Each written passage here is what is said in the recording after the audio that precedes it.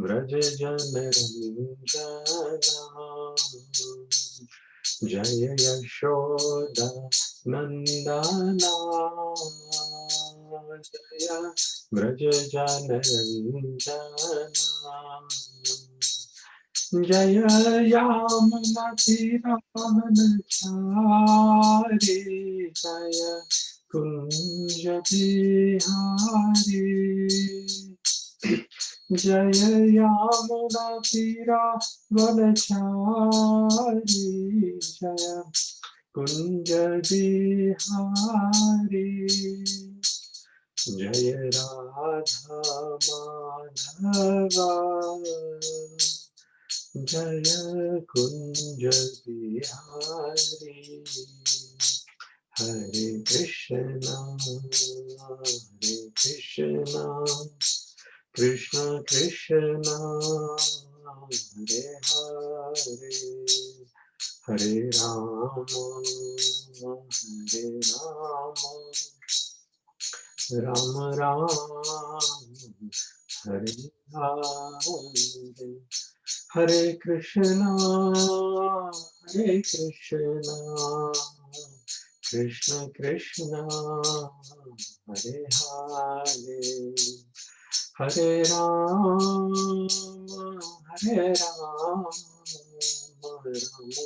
राम हरे हरे हरे कृष्णा कृष्ण कृष्ण हरे हरे हरे राम राम राम हरे हरे हरे कृष्ण कृष्ण कृष्ण हरे हरे हरे राम राम राम हरे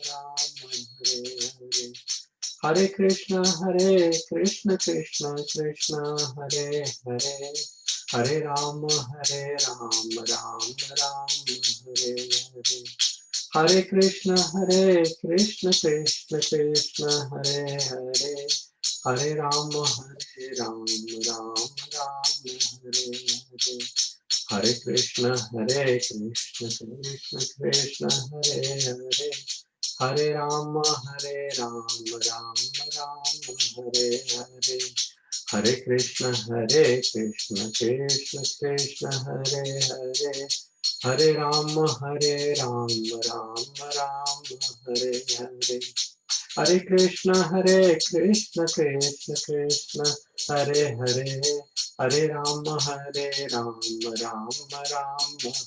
हरे हरे कृष्ण कृष्ण कृष्ण हरे हरे हरे राम राम राम हरे हरे हरे कृष्ण कृष्ण कृष्ण हरे हरे हरे राम राम राम हरे हरे हरे कृष्णा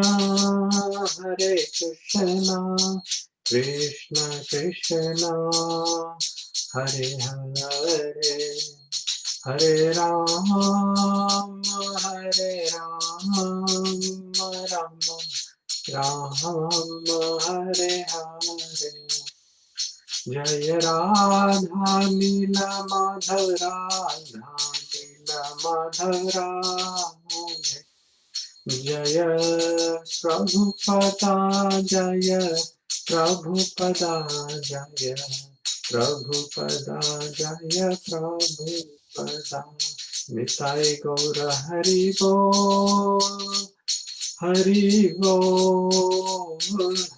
बोल निताय गौर हरि बोल। जय श्री हरिनाम संकीर्तन यज्ञ की जय श्री प्रभुपाद जय। हरे कृष्ण प्रभु जी। आज की हमारी जूम सभा में मैं इस्कॉन मंदिर राजकोट के प्रमुख श्री वैष्णव सेवा प्रभु जी की तरफ से विरज कृष्ण प्रभु जी का हार्दिक स्वागत करता हूं। आज का हमारा विषय है भीष्मदेव की परलौकिक यात्रा। भीष्मदेव का परलौकिक प्रस्थान। तो अब ज्यादा समय न लेते हुए मैं विरज कृष्ण प्रभु जी से विनती करूंगा, कृपया आज की क्लास स्टार्ट करें। ॐ अज्ञानतिमिरन्धस्य ज्ञानञ्जनशलाकया चक्षुरुन्मिलितं येन तस्मै श्रीगुरुवे नमः। श्रीचैतन्यमनोभीष्टं स्थापितं येन भूतले स्वयं रूपकदा मह्यं ददाति स्वपदान्तिकम्। वन्देऽहं श्रीगुरो श्रीयुतपदकमलं श्रीगुरुं वैष्णवांश्च श्रीरूपं साग्रजातं सहगणा रघुनाथान्वितं तं सजीवं साद्वैतं सावधूतं परिजनसहितं कृष्णचैतन्यदेवं श्रीराधाकृष्णपादान् सहगणा ललिता श्रीविशाखान्वितांश्च। हे कृष्ण करुणा सिन्धु दीनबन्धु जगत्पते गोपेश गोपिका कान्त राधा कान्त नमोऽस्तुते। तप्त काञ्चन गौराङ्गी राधे वृन्दावनेश्वरी वृषभानुसुते देवी प्रणमामि हरिप्रिये।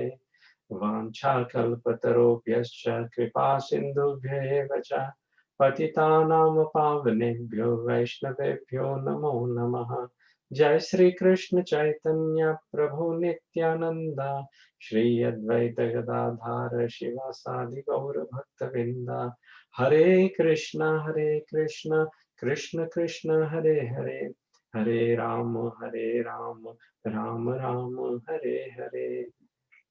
भूतये महद्भिर्यमा पुरो विभु निर्माय शेते यथमूषु पूरुषा भुङ्क्ते गुणान् षोडश षोडशात्मका सोऽलङ्कृशिष्ट भगवान् वचांसि मे। श्रीकृष्ण शरणं शरणागतं कथा अमृतं सततपिबतं भक्ति वेदान्त मार्गपन्थनं सर्वलोक ऋषिदेव जन्न प्रसन्नम् सर्वलोक ऋषिदेव जन्न प्रसन्नम। सभी को दंडवत प्रणाम और खास तौर से वैष्णव सेवा प्रभु को प्रणाम के उन्होंने हमको एंगेज किया कि हम भीष्म देव के विषय में कुछ कह सकें। ये बहुत उपलब्ध समय है क्योंकि अभी अभी ही मकर संक्रांति हुई है और हम सब जानते हैं कि भीष्म पितामह ने अपना देह का त्याग इस समय किया कि यह अनुकूल ये समय है जब देह का त्याग जब होता है तो वह आत्मा जो है वो अपनी कृष्णमय गति को प्राप्त होता है। भीष्मदेव तो उनके पास वरदान था इच्छा मृत्यु का, लेकिन हम सब ऐसी गति को कैसे प्राप्त कर सकते हैं? सबसे उपयुक्त बात यह है कि हमारी भावना जो है वो कृष्णमय होनी चाहिए और भावना यदि सदैव कृष्णमय रहे तो सभी समय ही उपयुक्त समय है। कहते हैं कि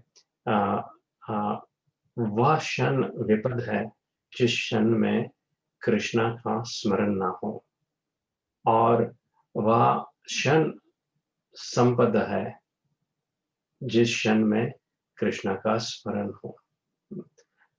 तो श्रील प्रभुपाद ने इस विषय में जोर दिया है कि हम हमेशा भगवान का स्मरण करें। इसलिए हमारी संस्था का नाम है कृष्ण भावनामृत। इसका अर्थ क्या है कि हमारी भावनाएं जो हैं वो हमेशा कृष्ण के चरणारविंद में स्थित रहे।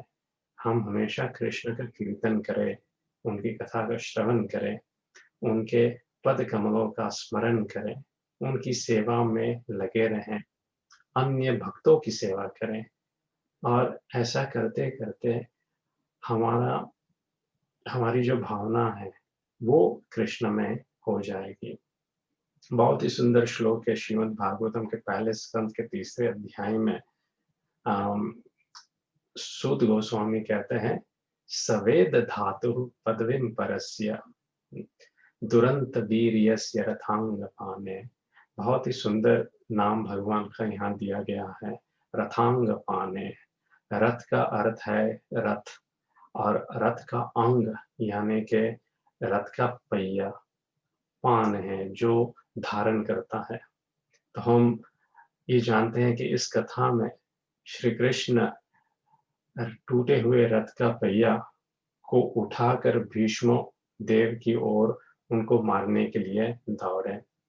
इसलिए ये श्लोक बड़ा ही सुंदर श्लोक है इस विषय में। और सुत गोस्वामी कहते हैं, यो माययास संततयानुवृत्तिया भजेत तत् पाद सरोज गंधम, के जो हमेशा बिना किसी झिझक के, अनरिजर्व्ड और बिना किसी भंग के, अखंडित, अनइंटरप्टेड और फेवरेबल, अनुकूल्य भक्ति, ये तीन चीजों का प्रायोजन करें तो वह व्यक्ति सवेद धातु पदवीं परस्य, उस परम पदवीं को जान सकता है जिसको हम कहते हैं श्री कृष्ण, के वही सर्व सृष्टि के रचयिता हैं, वही सर्व लोकों के नाथ हैं, वही श्रीपति हैं, और वही सभी प्रजागण का पालन करते हैं। वह भरता है, हमारा पालन पोषण करते हैं।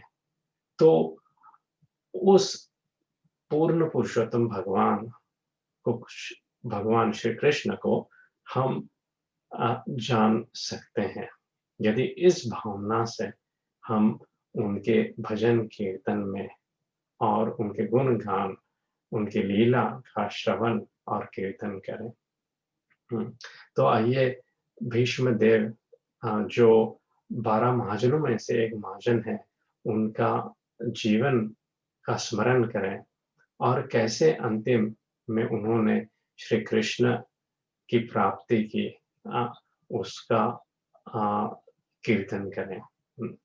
तो भीष्म देव, हम जब महाभारत में प्रवेश करते हैं तो जानते हैं कि एक ऐसे व्यक्तित्व है कि कह सकते हैं कि एक तरह से वह महाभारत के सबसे अधिक में जिनका स्थान है, वो ऐसे पात्र हैं। महाभारत के आरंभ से लेकर अंत तक भीष्म देव के चरित्र का जो वर्णन है और उनकी क्रिया का जो वर्णन है, जो उन्होंने भीषण प्रतिज्ञा ली थी आजीवन ब्रह्मचर्य का, और फिर कैसे उन्होंने उस प्रतिज्ञा का पालन किया और कैसे हमेशा श्री कृष्ण विष्णु की भक्ति में लगे रहे, और अंत में कैसे उन्होंने देह का त्याग किया। गुरु महाराज कहते थे कि भीष्म देव का आजीवन हम एक दृष्टि से देखें तो बड़ा ही दुखित था, कि और इसको कहते हैं भाग्य। भाग्य का अर्थ नहीं है कि ऐसे ही बस विधाता ने लिख दिया। भाग्य का अर्थ ये है कि हमारे पिछले जो कर्म हैं इस जन्म के काल में, या हमारे पुनः जन्मों के कर्म, उनके फल स्वरूप में जो भी हमें आगे जाकर मिलने वाला है, उसको हम कहते हैं भाग्य। और भाग्य बड़ा प्रबल है, इसको कोई बदल नहीं सकता।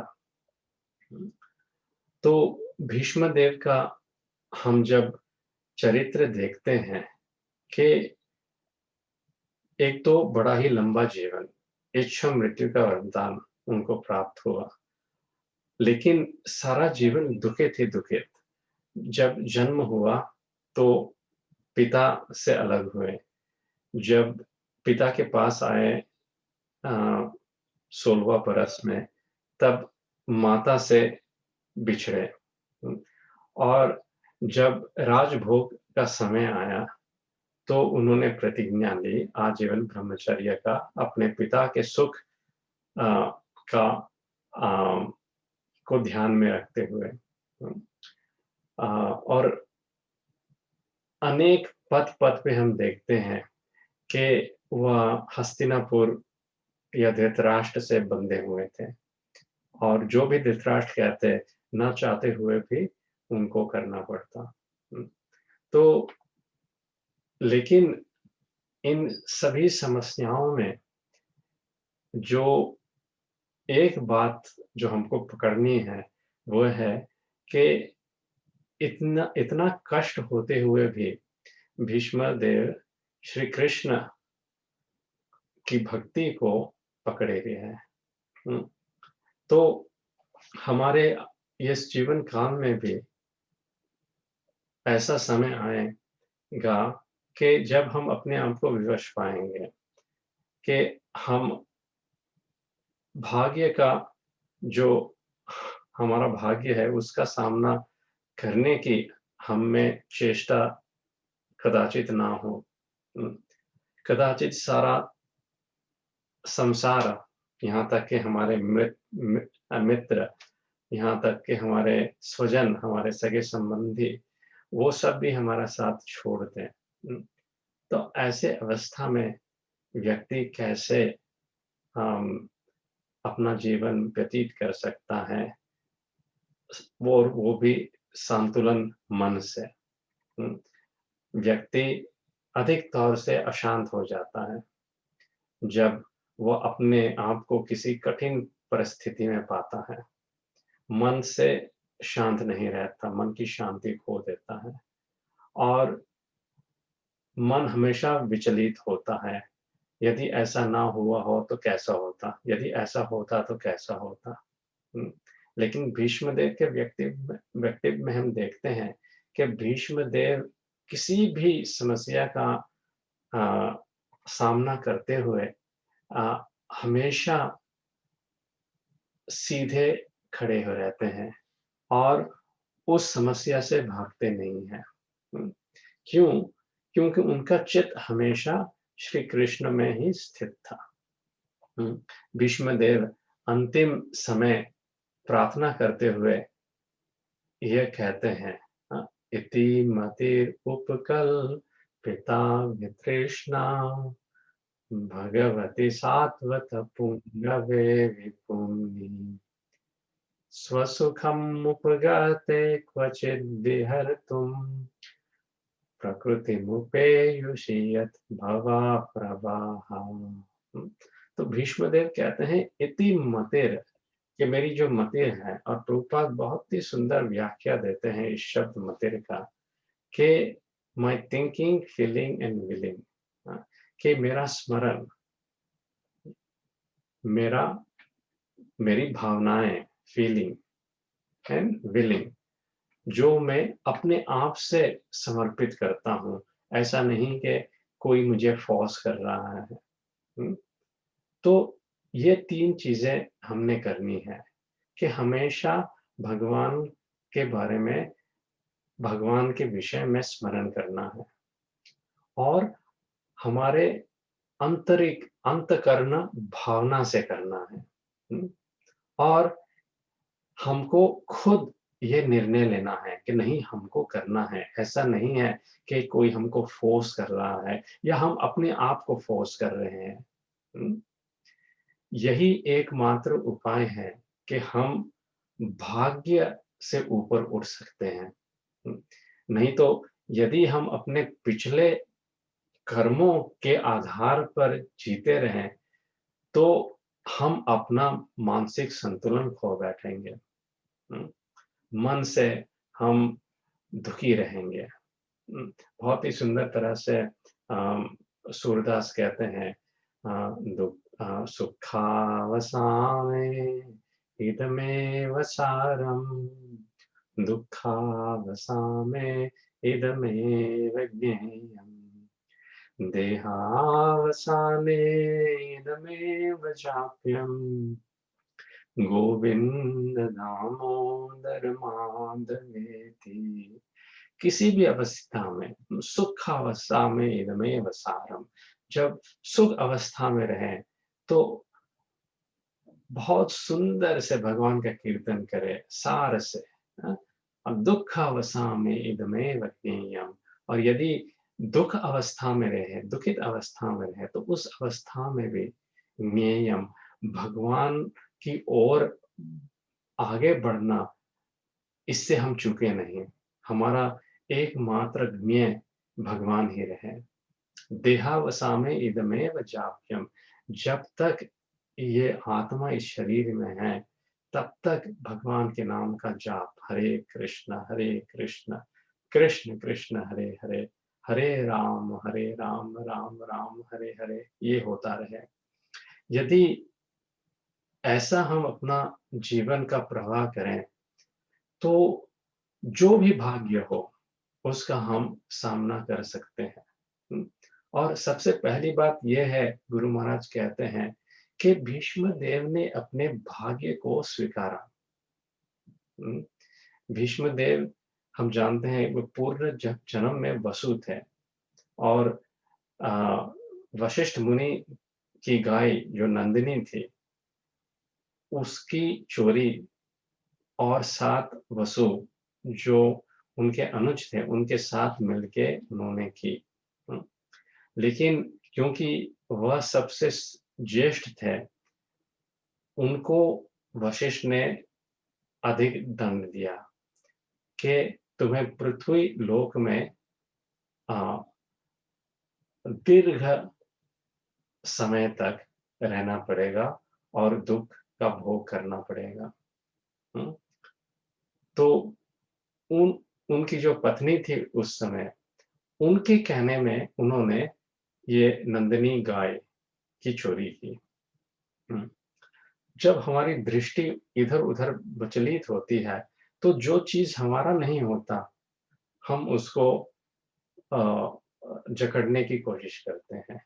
हाँ, ये चोरी की वृत्ति जो है, ये हम सब में है।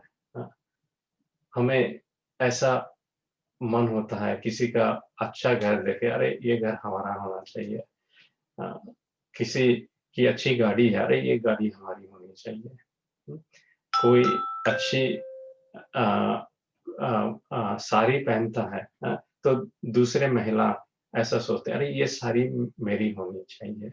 हाँ, तो ये जो देखा-देखी का स्वभाव है, हुँ, ये हमको नीचे गिराती है। हुँ, और भीष्मदेव ने अ, उनका नाम प्रभास था, उन्होंने बहुत ही अ अ, चेष्टा की कि अपनी पत्नी को समझाएँ कि नहीं, ये वशिष्ठ की गाय है, इसके ऊपर हमारा कोई हक नहीं है। लेकिन वह फिर भी अ, अपने बात पे अड़ी रही। हुँ, और जब पत्नी अपने बात पे अड़े रहती है, तो पति का कोई भी कुछ भी चलता नहीं है। वो करे तो भी दुखी रहेगा, और ना करे तो भी दुखी रहेगा। हुँ, तो इस बात को हमको समझ लेना चाहिए कि हम क्या कर रहे हैं, किसके कहने पे कर रहे हैं। हमारा कोई अपना अस्तित्व है भी या नहीं है, कि हम एक कठपुतली की तरह दूसरों के इशारे पे नाचते रहें। कठपुतली तो हम हैं ही हैं, लेकिन इस कठपुतली की डोर भगवान के हाथ में होनी चाहिए। लेकिन हम जब दूसरे व्यक्तियों के हाथ में अपनी डोर दे देते हैं, और वो हमें धर्म के मार्ग से भटकाती है, तो हम नीचे गिरते ही जाते हैं। इसी तरह भीष्मदेव का भी पतन हुआ। हाँ, तो भीष्मदेव को लेकिन एक वरदान भी मिला कि वो भगवान की अनन्य भक्ति करेंगे। हुँ, तो भीष्मदेव का एकमात्र यही लक्ष्य था कि जो भी समस्या हो, हर एक समस्या में वह सत्य और अपने प्रतिज्ञाओं का पालन करेंगे। हमेशा डटे रहेंगे हम, और कृष्ण को कभी भूलेंगे नहीं। और इसीलिए उनकी गिनती महाजनों में होती है। तो हमारे जीवन में भी उतार-चढ़ाव आएँगे। अ, महाराज बहुत ही सुंदर भजन गाते थे गुजराती में। जे गमे जगद्गुरु देव जगदीश ने देखनो खर खरो फोक करवो आपनो चिंतव्यो अर्थ काय नवसरे उगरे एक उद्वेग धरवो। तो जे गमे जगत गुरु देव जगदीश ने, जो भी कृष्ण को अच्छा लगता है, जो भी कृष्ण की इच्छा है, तो उस इच्छा में हमको शो करने की क्या आवश्यकता है? खर खरो, फोक करवो। और यदि हम चिंता करें भी, हुँ, तो उस चिंता को कोई अर्थ नहीं है। हमारे चिंता करने से समस्या बदली तो नहीं होगी। हुँ, हाँ, महाराज कहते थे चिंता अ चिता समान होती है। हाँ, तो आपनो चिंतव्य अर्थ काई नव सरे, इसका कोई भी अर्थ नहीं होगा। उग्रे एक उद्वेग धरो, हम खुद ही चिंता करते-करते अपने आप को उद्वेग से पीड़ित करते हैं। हुँ? ऐसा लेकिन क्यों होता है? क्योंकि हम सोचते हैं कि ईश्वरो हम अहम भोगी, कि हम इस समस्या के कंट्रोल में हैं। हुँ? फिर नरसिंह मेहता कहते हैं, करूँ, ए जग ज्ञानता, शकटनो भार जेम श्वानता ने। मैं कर रहा हूँ, यही तो अज्ञानता है। हाँ, कैसे? उदाहरण दिया गया है, शकटनो भार जेम श्वानता ने। श्वान यानी कि कुत्ता, और वो बढ़त गाधा होता है, और जो बैल उसको खींच रहा है गाड़ी को, तो क्या होता है, वो कुत्ता बीच में आ जाता है और कुत्ता भौंकता है और बढ़त गाड़ी के साथ दौड़ता है, और उसको ये लगता है कि मैं ये खींच रहा हूँ। हुँ, तो हम सब बस वही कुत्ते के समान हैं, महाराज कहते थे। सब कुछ भगवान कर रहे हैं। हाँ? सृष्टि मंडान छे सर्व एनी पेरे, जोगी जोगेश्वरा कोई के जाने, कि ये सारी सृष्टि मंडान है, सर्व एनी फिरे, वही सब चला रहा है। लेकिन हम क्या समझते हैं, कुत्ते की तरह, जैसे शकट का भार बैल उठा रहा है, लेकिन हम सोच रहे हैं कि हम सारा भार उठा रहे हैं। प्रहलाद महाराज कहते हैं, माया सुखाय परमुद्वहतो विमूढ़ान, कि हम ये भार, सुख का भार, जो माया है, जो सुख है ही नहीं, उसका भार अपने कंधे पे उठा रहे हैं। हम सोच रहे हैं हम उठा रहे हैं। ऐसा क्यों? क्योंकि हम नहीं जानते, जोगी जोगेश्वरा कोई के जाने, हम भगवान को नहीं जानते हैं। हम नहीं जानते कि भगवान अपने अनेक शक्तियों के द्वारा कैसे सब कार्य कर रहे हैं, और हम बस कठपुतली की तरह इधर से उधर बस वो नचा रहे हैं। हुँ? लेकिन जब हम जान लेते हैं, तो जो भी भगवान हमारे लिए, हमारा हमारा जो मार्ग है, हमारे लिए मार्ग जो निश्चित किया है, उस मार्ग को हम अ स्वीकारते हैं। हम्म, हाँ, हमको फिर कोई आशा नहीं रहती, जैसे कि भीष्म देव को कोई आशा नहीं थी कि उनके व्यक्तिगत जीवन में ऐसा हो या वैसा हो। हम्म, बहुत सुंदर तरह से आगे कहते हैं, ऋतु लता पत्र फल फूल आपे यथा, मानवी मूर्ख मन व्यर्थ सोचे। कि जिस ऋतु में जो फूल, पत्र और फल मिलेंगे, उसी ऋतु में वो आएँगे। अ, जैसे कि अभी यहाँ पर ऑस्ट्रेलिया ब्रिस्बेन में गर्मी का मौसम है, तो अभी आम मिलेगी, लेकिन जुलाई के समय यहाँ आम नहीं मिलेगी, कदाचित इंडिया में मिलेगी। हाँ, और जुलाई के समय मैं ऐसा सोचूँ कि मुझे आम मिले, तो ये मेरी मूर्खता है। मान में मूर्ख मन व्यर्थ सोचे, ये व्यर्थ सोच है। तो उसी तरह जेना भाग्यमा जे समय जे लख्યું તેને તે समय तेज पहुँचे। सो इसी तरह जिसके भाग्य में जिस समय जो लिखा हुआ है, उसको उस समय वही पहुँचता है। हुँ? ना उससे कम, ना उससे ज़्यादा, ना समय से पहले, ना समय के बाद। हुँ, लेकिन हम फिर भी अड़े रहते हैं अपने अहंकार में और हम क्या करते हैं? ग्रंथ गड़बड़ करी, हम ग्रंथ को गड़बड़ करते हैं। हम कहते हैं कि नहीं, ये सब बकवास है। वात ना करी खरी, और हम जो सच बात है, वो नहीं करते। हुँ?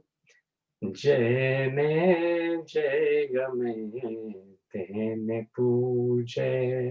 और सबसे बड़ी बात ये है कि जिसको जो अच्छा लगता है, उसकी पूजा वो करता है। हाँ, ग्रंथ क्या कहता है? हाँ, कि कृष्ण एक ईश्वर है। हाँ, कृष्ण स्वयं भगवद गीता में कहते हैं, अहम सर्वस्य प्रभवो मतः सर्वं प्रवर्तते। सब कुछ मेरे प्रभाव से है, सब कुछ मुझसे उत्पन्न हुआ है। भौतिक और आध्यात्मिक दुनिया। हाँ, मतः परतरम नान्यात् किंचित अस्ति धनंजय। हाँ, मुझसे बड़ा कोई और सत्य नहीं है, हे धनंजय। हाँ, अहम ही आदि देवानाम। हुँ, इतने अनेक श्लोक है भगवत गीता में, जहाँ पर सत्व तत्व है, उसका पूर्ण तरह से विस्तार पूर्वक स्वयं श्री कृष्ण वर्णन करते हैं और श्रीमद् भागवतम में व्यासदेव और अनेक आदि भक्त वर्णन करते हैं। हुँ, तो हमको अपना मन लगाने की यहाँ ज़रूरत है ही नहीं। हुँ, लेकिन हम अपना मन लगाते हैं और कोई भी बाबा आएगा, उसको बोलते हैं, ये भगवान है। वह क्यों? क्योंकि हम जैसा चाहते हैं वो वैसा कहते हैं। ना तो वो होगा, उल्टा का हम नरक में जाएँगे। महाराज बहुत ही सुंदर से कहते हैं कि लोभी गुरु लालची चेला, नरक में दोनों ठेलम-ठेला। लोभी गुरु होता है, वो पैसे में उसको इंटरेस्ट होता है, और लालची चेला, हाँ, वो भक्ति करना नहीं चाहता, नियमों का पालन नहीं करना चाहता, मंगल आरती में उठना नहीं चाहता, अपनी साधना करना नहीं चाहता। हाँ, उसको बस चीप ऐसा कुछ चाहिए। तो क्या होता है? नरक में दोनों ठेलम-ठेला। अंतिम समय गुरु भी नरक में, चेला भी नरक में, और वो कहता है, "अरे! महाराज आप इधर", शिष्य महाराज बोलता है, "अरे! चेले तुम इधर।" हाँ, और इसी तरह नरक में दोनों। हुँ? अ, लेकिन हमको अ, श्रीमद् भागवतम और भगवद गीता का आदर करना है। हुँ? और ये जानना है कि ये सुख संसारी मिथ्या करी मान, जो कुछ भी सुख इस संसार में दिखता है, वो सुख नहीं है। यदि कृष्ण उसमें नहीं है, कृष्ण बिना बिजु सर्व काजू, सब कुछ कृष्ण के बिना उसका अस्तित्व है ही नहीं, सब कच्चा है। नरसिंह मेहता कहते हैं, जुगल कर जोड़ी करी नर संयोग कहे, जन्म प्रति जन्म हरि ने जांचो, कि जन्म, हर एक जन्म में मैं भगवान श्री हरि उसको, उसके प्रति भक्ति करो, उसको ही जाजो। तो इसको कहते हैं श्री कृष्ण भावनामृत। और भीष्म देव एकमात्र भावना से, मतिर से भगवान के बारे में जब पानशैया में अंतिम में लेटे होते हैं, तो अनेक ये प्रार्थना करते हैं। तो हम इस प्रार्थना का चिंतन करें। इस पहले श्लोक को समझाते हुए राधा गोविंद महाराज कहते हैं कि इसमें भीष्म देव भगवती सात्वे पुंगवे विभूमि, इसका एक अर्थ ये है कि भीष्मदेव अपनी मति या अपने मन को कह रहे हैं कि बिन ब्याही पुत्री, और अब समय आ गया है कि जब वो अपने शरीर का त्याग कर रहे हैं, तो वह चाहते हैं कि अपनी पुत्री का हाथ वो किसी योग्य पुरुष के हाथ में दे, और सबसे उत्तम पुरुष तो पुरुषोत्तम श्री कृष्ण है। तो वो ये प्रस्ताव रखते हैं कि आप इसे स्वीकारें। स्वसुखम उपगते क्वचित विहर्तुम प्रकृतिम उपेयुषि यद भव प्रवाह, कि आप विहर करते हैं इस संसार में कभी-कभी, लेकिन स्वसुखम उपगते, आप स्वसुख हो, आप स्वयं में ही प्रसन्न हो। उपगते, आपको प्रसन्नता किसी और चीज या व्यक्ति से नहीं मिलता, आप स्वयं ही आत्माराम हो, और आप ही ऐसे एकमात्र पुरुष हो, भगवती सात्वता, जो विभूमि सबसे महान हो। और इसीलिए आप ही एक योग्य पुरुष हो। और दूसरे श्लोक में भीष्मदेव कहते हैं, और इसमें भगवान की सुंदरता का बखान करते हैं। तो कहते हैं, जब विवाह का प्रस्ताव आता है तो 3 चीजें सोचने में आती है। जो कन्या होती है वो चाहती है कि मेरा पति देखने में सुंदर हो, शुड बी हैंडसम। और माता होती है, वो चाहती है कि मेरा जो दामाद हो, होने वाला दामाद, वो अच्छा कमाता हो, मेरी बेटी भूखी नहीं मरनी चाहिए। और पिता जो होता है, वह चाहता है कि भले ही वो कमाता इतना ना हो, लेकिन उसमें संस्कार अच्छे हों, वो अच्छा व्यक्ति हो। क्योंकि यदि अच्छा व्यक्ति हुआ, तो मेरी पुत्री सुखी रहेगी। तो पहले यहाँ पर भगवान की सुंदरता का बखान किया गया है। भीष्मदेव कहते हैं, त्रिभुवनकामानं तमालमर्णं रविकर गौरवराम्बरं ददाने वपुरलकाकुलवृताननाब्जं विजयरथे विजयसखेरतिरस्तु मे नवद्याम्, के त्रिभुवन में, तीनों लोक में सभी कमनम आपको चाहते हैं, और तमाल के वृक्ष जैसा आपका वर्ण है। रवि कर गौर वरम वरम ददामे, और सूर्य के तेज के जैसा आपका पीतांबर वस्त्र है। वपुर अलक कूलावृता ननाब्जम, और आपका आपके जो बाल हैं, केश हैं, वो घुंघराले हैं। कुलावृतानुनम। और कृष्ण को यहाँ संबोधित कैसे करते हैं? विजय सखे, के विजय यानी अर्जुन, अर्जुन के सखा। हाँ, तो जब हम भगवान को उनके भक्तों के माध्यम से पुकारते हैं, तो भगवान बड़े प्रसन्न रहते हैं। तो इसी तरह भीष्म देव भी सीधा नहीं कहते कृष्ण, कहते हैं विजय सखे रतिर, कि मेरी रतिर कृष्ण के सखा, अर्जुन के सखा श्री कृष्ण में अस्तु में नवत्या, अ, उसमें ही स्थित रहे, नवद्या, और कुछ मुझे नहीं चाहिए। तो यहाँ भगवान का रूप का वर्णन है। फिर दूसरे श्लोक में भीष्म देव भगवान क्या शौर्य का वर्णन करते हैं। क्योंकि यदि रूप हो, दिखने में अच्छा हो, लेकिन यदि व्यक्ति डरपोक हो, उसमें शौर्य ना हो, तो उसकी सुंदरता का कोई भी मोल नहीं। तो भीष्मदेव कैसे करते हैं कृष्ण के शौर्य का वर्णन? आइए सुनिए। युधितुरगराजो विधुम्रविश्वाक् कचलुलितश्रमवर्यलङ्कृतास्ये मम निशितशरैर्विभेद्यमानाम् त्वचि विलसत्कवचेस्तु कृष्ण आत्मा।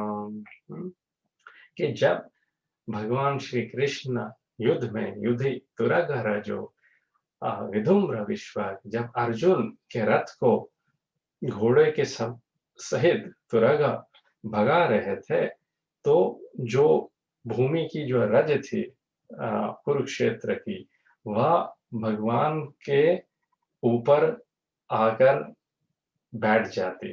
वैसे तो भगवान श्याम वर्ण के हैं, लेकिन जब धूल उड़ती तो कहते हैं कि पांडुरंग अम, आ, आ, आ, के रूप में हो जाते हैं, जैसे कि जो धूली हो उनसे लंबित, हम कचलुलित श्रमावारी अलंकृत से, और भगवान के ऐसे मोती जैसे पसीने, मोती के बिंदु के समान पसीने छूट रहे थे। और ये भगवान का क्या था? ये भगवान का अलंकृत, भगवान का डेकोरेशन था।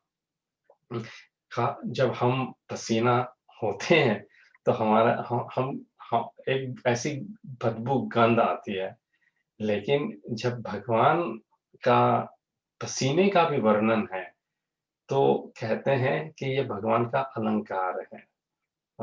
ये और किसके लिए भगवान यहाँ पर पसीना बहा रहे हैं? अपने भक्त के लिए। यहाँ भगवान की भक्त वत्सलता का भी वर्णन है। कि भक्त के लिए भगवान सेवक बनने के लिए भी तैयार हैं। तो ऐसे भगवान का शरणागत हम क्यों ना हो? और भीष्मदेव क्या वर्णन करते हैं? मम निशित शरैर विविध्यमानम, कि मैंने अनेक बाण भगवान के भगवान की ओर चलाए। पची विलासत कवचेस्तु कृष्ण आत्मा, और वे बाण भगवान के कवच को तोड़कर, त्वची और उनकी त्वचा को भेद कर विलासत कवचेस्तु कृष्ण आत्मा, और खून बह रहा था। हाँ, तो ये भगवान का शौर्य है। भगवान सुंदर तो है ही है, लेकिन उसमें एक शौर्य भी है। ये वीरता है, और वह वीरता का प्रदर्शन करते हैं। जब वीरता का प्रदर्शन भगवान करते हैं, तो उनका सौंदर्य का मोल और भी बढ़ जाता है। इंग्लिश में कहते हैं not just a pretty face, यानी कि केवल देखने में अच्छे नहीं लगते, बल्कि काम में भी, करने में भी कुछ है, कुछ माल है।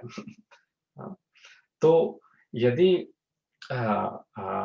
व्यक्ति का सौंदर्य है और शौर्य है, तो ज़्यादातर जब पुरुष का शौर्य रहता है, तो कहते हैं कि अ, वह नर्म नहीं रहता। यानी कि यदि पत्नी कुछ कहे, हुँ, तो वह अपने दम पे बना रहता है। यहाँ अंग्रेज़ी में एक किताब बहुत बरस पहले निकली है, men are from Mars, women are from Venus. हुँ, कि जो पुरुष रहता है वह मंगल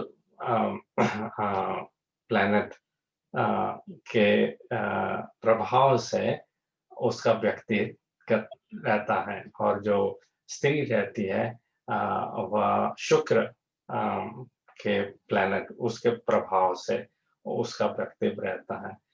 गुरु महाराज संक्षेप में कहते हैं, स्त्री पुरुष ये एक दूसरे को समझ नहीं सकते। तो खास करके जिसका मंगल का प्रभाव ज़्यादा हो पुरुष में, तो वो उसका व्यक्तित्व ऐसा रहता है कि वो नारी को समझ ही नहीं सकता। हाँ, पत्नी चाहेगी कि कभी-कभी पति भी मेरी बात सुने, लेकिन जो मंगल अ, अम, के कोप से उस उसकी कुंडली में मंगल का प्रभाव रहता है, तो वो पत्नी को या फेयर जेंडर को वो समझ ही नहीं सकता। हुँ, तो कहने का मतलब ये है कि he is not sensitive to the emotions and the needs of the fair gender. हुँ, लेकिन भगवान ऐसे नहीं है। अम, उदाहरण भीष्मदेव देते हैं। सपदि सखी वचो निशम्य मध्ये निजपरयोर्बलयोरथं निवेश्याम् स्थितवति परसैनिकायुरक्ष्णाम् हितवती पार्थ सखेरतिर्ममस्तु। के अर्जुन ने केवल कहा कि मेरा रथ दोनों सेनाओं के बीच में जाकर रखिए, और कृष्ण ने उस आज्ञा का पालन किया। कृष्ण ने ये नहीं कहा, "अरे! तुम कौन हो कहने वाले? हाँ, मुझको ड्राइवर समझा है क्या?" कृष्ण खुद अर्जुन के सारथी बने हैं, ड्राइवर बने हैं। लेकिन अ, भगवान होते हुए भी वह ये पोज़ीशन को स्वीकार किए हैं कि मैं अपने भक्त की सेवा करना चाहता हूँ। ये भक्ति ये भगवान का वात्सल्य है। और अ, इस बात को स्वीकारने के लिए भगवान पीछे ऐसा हटते नहीं। तो ऐसा नहीं कि भगवान केवल शौर्य या वीर्य है, भगवान हम्बल भी बहुत हैं। हाँ, वो बहुत ही नर्म हैं। भक्त के लिए वो क्या कुछ नहीं कर सकते हैं। युधिष्ठिर महाराज के राजसूय यज्ञ में अ अ अ कृष्ण जब युधिष्ठिर महाराज के पास गए और कहा कि महाराज, अम, आप बताइए कि अब क्या सेवा बाकी है कि हम कर सकें?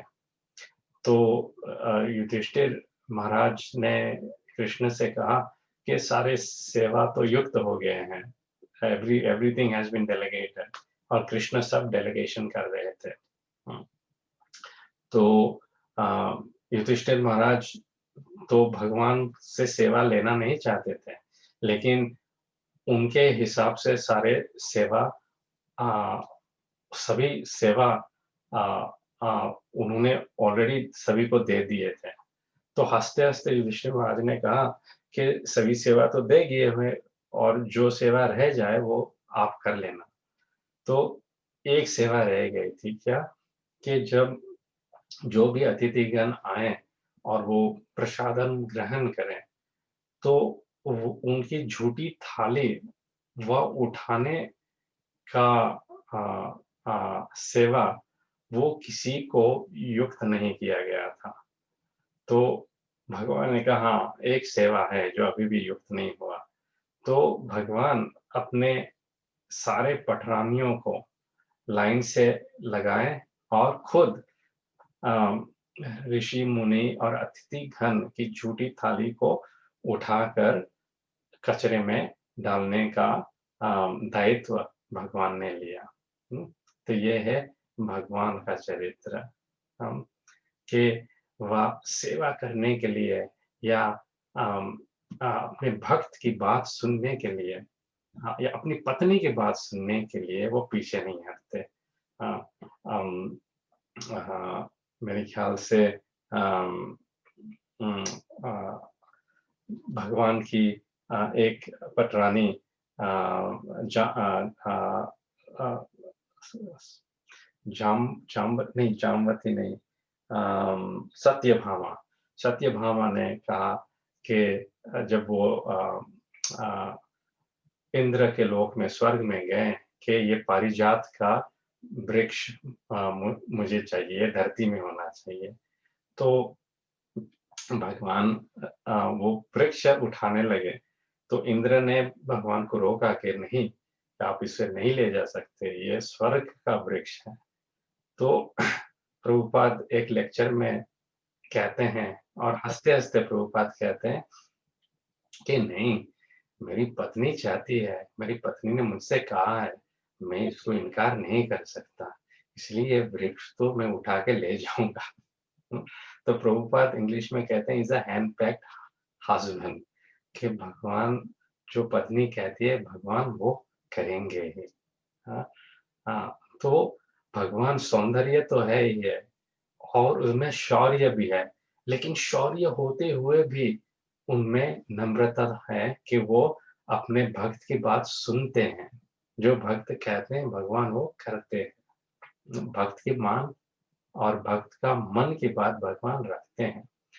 लेकिन फिर इसका मतलब ये नहीं है कि यदि भक्त भटक जाए, तो भगवान उनको भटकने देंगे। हाँ, तो दूसरे श्लोक में इसी बात का उदाहरण भीष्मदेव करते हैं। व्यवहितपृतनामुखं निरीक्ष्य स्वजनवदात् विमुखस्य तोषबुद्ध्या कुमतिमहरत् आत्मविद्ययाय शरणरते परमस्य तस्य मेस्तु। के जब अर्जुन ने देखा, जब कृष्ण रथ को दोनों सेनाओं के बीच में रखे कि अरे ये तो मेरे स्वजन हैं और इसका वध मैं कैसा करूँगा? इसके कारण से विमुखस्य दोषीय बुद्धा, उनकी बुद्धि दोष से पीड़ित हो गई। और बुद्धि कुबुद्धि हुई। और इसी कुमति अहरत, इसी का हरण, इस कुमति का हरण, कुबुद्धि का हरण भगवान ने किया। कैसे किया?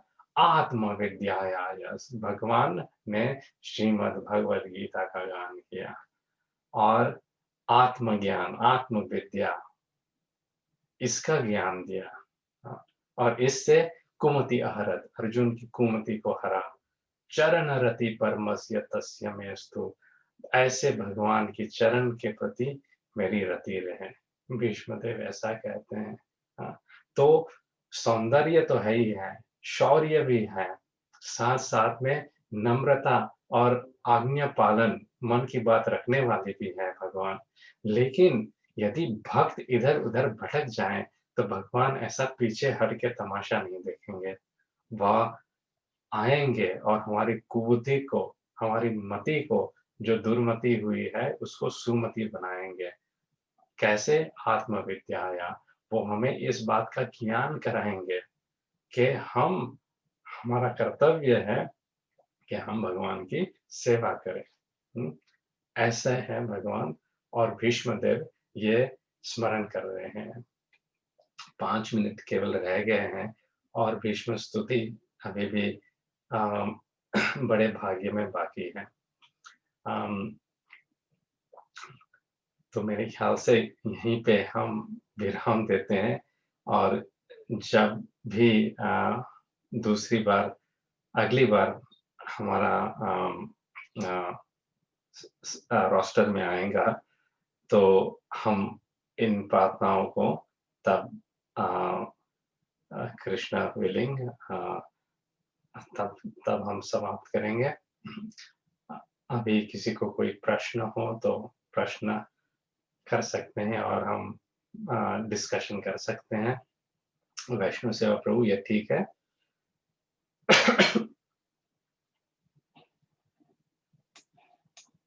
हरे कृष्णा।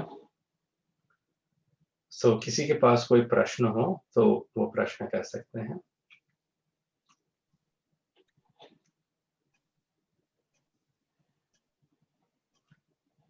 हरे कृष्णा। हरे कृष्ण प्रभु जी, धन्यवाद हरे प्रणाम। कृष्णा मनोहर प्रभु जी। हरे कृष्णा। धन्यवाद प्रणाम प्रभु जी। प्रणाम प्रभु जी। बहुत ही अच्छा लगा आपका प्रवचन, और इतने मधुरता और इतनी मिठास और इतना क्या बोलते हैं डिवोशन है, तो उससे बहुत ही अच्छा लगता है। हम दूसरे लोक में पहुंच जाते हैं। ये हम महाराज आशा की करते हैं। विशेषता है प्रभु जी।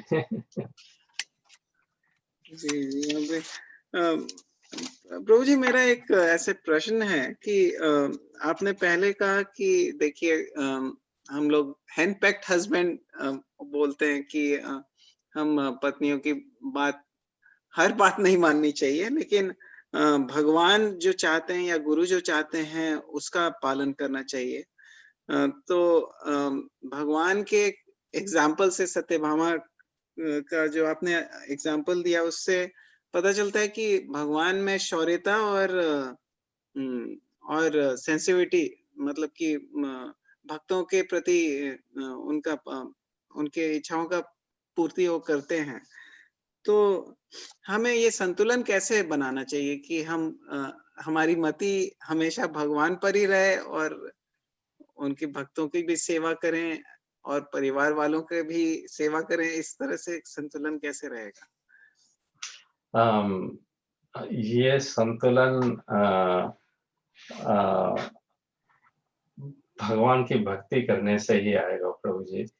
क्योंकि यदि हम अपने ही बल से ये संतुलन बनाना चाहें तो वो कभी भी नहीं हो सकता, क्योंकि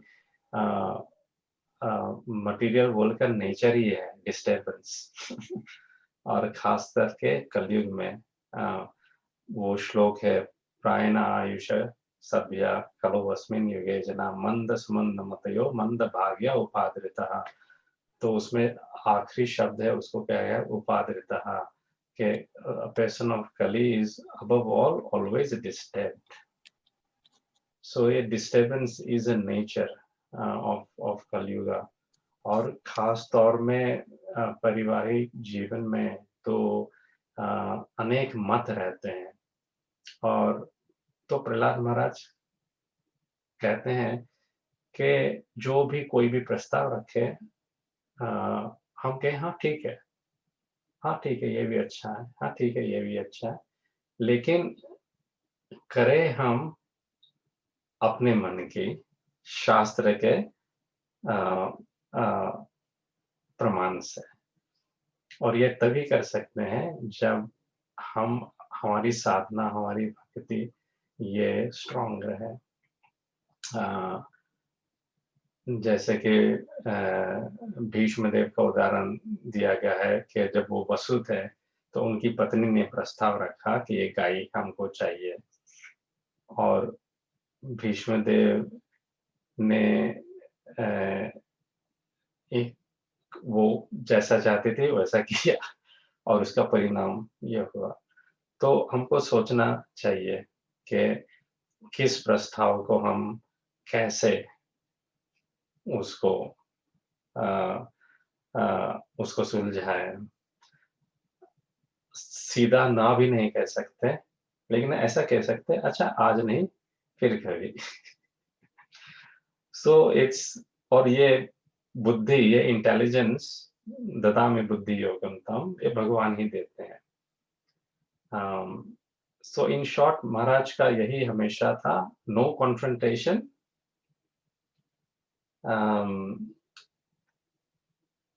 understanding of emotions is very important. तो इसी बात यही है कि men are from Mars, नहीं वो किताब का वर्णन किया था, women are from Venus. तो women are emotional beings, men are more intellectual beings. Men are solution oriented, women are problem oriented. और उनके प्रॉब्लम्स में इमोशंस उनके जुड़े रहते हैं.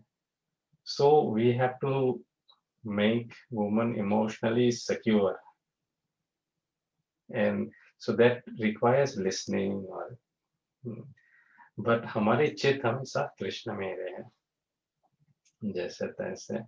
And then there is the ashramas, you know, like only a preacher, if there is a preacher, तो उसके लिए छूट है, they can go to proper vanaprastha and then sannyas after that. But otherwise, आश्रम में ही रहकर we have to manage. यही हमारी तपस्या है. हरे कृष्णा प्रभु. हरि बोल प्रभु. Thank you. हाँ, और कोई प्रश्न? आखिरी प्रश्न?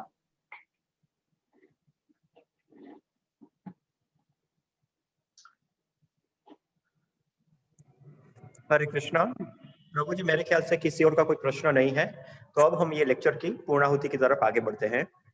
तो मैं इस्कॉन मंदिर राजकोट के प्रमुख श्री वैष्णव सेवा प्रभु जी की तरफ से विरज कृष्ण प्रभु जी का खूब खूब धन्यवाद करना चाहता हूँ, जिन्होंने इतना सुंदर भीष्मदेव का परलौकिक प्रस्थान के ऊपर दिया. प्रभु जी से नेक्स्ट सेशन में वापस मुलाकात होगी. तब तक के लिए सबको हरे कृष्ण. हरे कृष्णा. धन्यवाद. हरे कृष्णा.